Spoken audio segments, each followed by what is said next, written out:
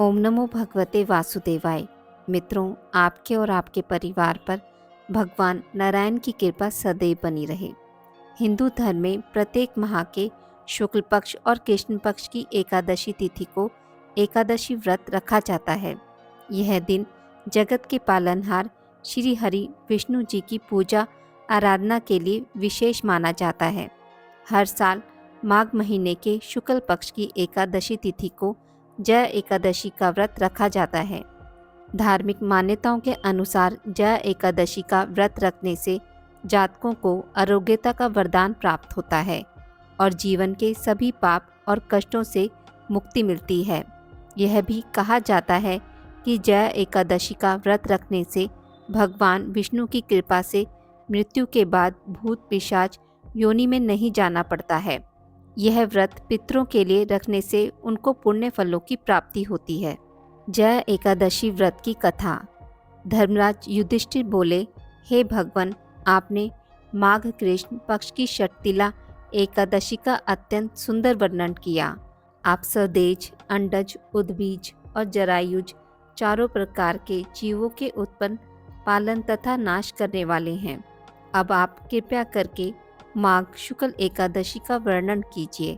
इसका क्या नाम है, इसके व्रत की क्या विधि है और इसमें कौन से देवता का पूजन किया जाता है। श्री कृष्ण कहने लगे, हे राजन, इस एकादशी का नाम जया एकादशी है। इसका व्रत करने से मनुष्य भ्रम इत्यादि पापों से छूटकर मोक्ष को प्राप्त होता है तथा इसके प्रभाव से भूत पिशाच आदि योनियों से मुक्त हो जाता है। अब मैं तुमसे पद्म पुराण में वर्णित इसकी महिमा की एक कथा सुनाता हूँ। देवराज इंद्र स्वर्ग में राज करते थे और अन्य सब देवतागण सुखपूर्वक स्वर्ग में रहते थे।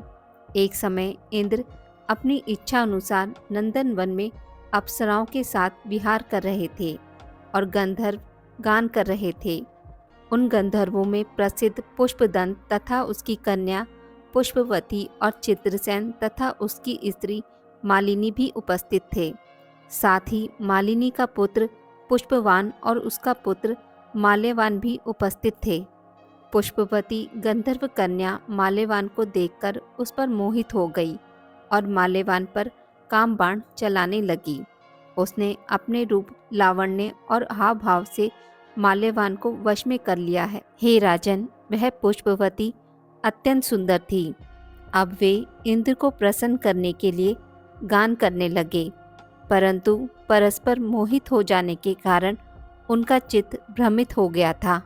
इनके ठीक प्रकार से ना गाने तथा स्वर ताल ठीक नहीं होने से इंद्र इनके प्रेम को समझ गया और उन्होंने इसमें अपना अपमान समझकर उनको शाप दे दिया। इंद्र ने कहा, हे मूर्खों, तुमने मेरी आज्ञा का उल्लंघन किया है, इसलिए तुम्हें धिक्कार है। अब तुम दोनों स्त्री पुरुष के रूप में मृत्यु लोक में जाकर पिशाच रूप धारण करो और अपने कर्म का फल भोगो। इंद्र का ऐसा शाप सुनकर वे अत्यंत दुखी हो गए और हिमालय पर्वत पर दुखपूर्वक अपना जीवन व्यतीत करने लगे। उन्हें गंध, रस तथा स्पर्श आदि का कुछ भी ज्ञान नहीं था। वहाँ उनको महान दुख मिल रहे थे। उन्होंने एक क्षण के लिए भी निद्रा नहीं आती थी। उस जगह अत्यंत शीत था, उसमें उनके रोंगटे खड़े रहते और मारे शीत के दांत बचते रहते। एक दिन पिशाच ने अपनी स्त्री से कहा कि पिछले जन्म में हमने ऐसे कौन से पाप किए थे जिससे हमको यह दुखदायी पिशाच योनि प्राप्त हुई। इस पिशाच योनि से तो नरक के दुख सहन करना ही उत्तम है। अतः हमें अब किसी प्रकार का पाप नहीं करना चाहिए। इस प्रकार विचार करते हुए वे अपने दिन व्यतीत कर रहे थे। दैवीय योग से तभी माघ मास में शुक्ल पक्ष की जया नामक एकादशी आई। उस दिन उन्होंने कुछ भी भोजन नहीं किया और ना कोई पाप कर्म किया, केवल फल फूल खाकर ही दिन व्यतीत किया और सायंकाल के समय महान दुख से पीपल के वृक्ष के नीचे बैठ गए। उस समय सूर्य भगवान अस्त हो रहे थे। उस रात को अत्यंत ठंड थी, इस कारण वे दोनों शीत के मारे अति दुखित होकर मृतक के समान आपस में चिपटे हुए पड़े रहे। उस रात्रि को उनको निद्रा भी नहीं आई। हे राजन, जया एकादशी का उपवास और रात्रि के जागरण से दूसरे दिन प्रभात होते ही उनकी पिशाच योनि छूट गई। अत्यंत सुंदर गंधर्व अप्सरा की देह धारण कर सुंदर वस्त्र आभूषणों से अलंकृत होकर उन्होंने स्वर्गलोक को प्रस्थान किया। उस समय आकाश में देवता उनकी स्तुति करते हुए पुष्प वर्षा करने लगे। स्वर्गलोक में जाकर इन दोनों ने देवराज इंद्र को प्रणाम किया।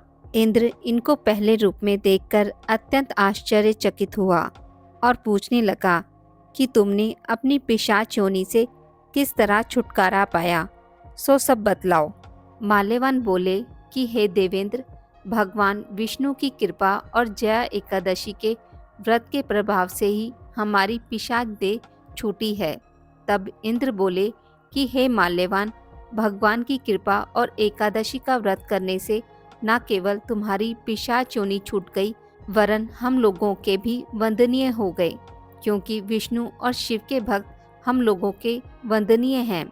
अतः आप धन्य हैं। अब आप पुष्पवती के साथ जाकर विहार करो। श्री कृष्ण कहने लगे, हे राजन युधिष्ठिर, इस जया एकादशी के व्रत से बुरी योनि छूट जाती है। जिस मनुष्य ने इस एकादशी का व्रत किया है, उसने मानो सब यज्ञ, जप, दान आदि कर लिए। जो मनुष्य जया एकादशी का व्रत करते हैं, वे अवश्य ही 1000 वर्ष तक स्वर्ग में वास करते हैं। बोलिए श्री हरि भगवान विष्णु की जय। आज की इस वीडियो में बस इतना ही।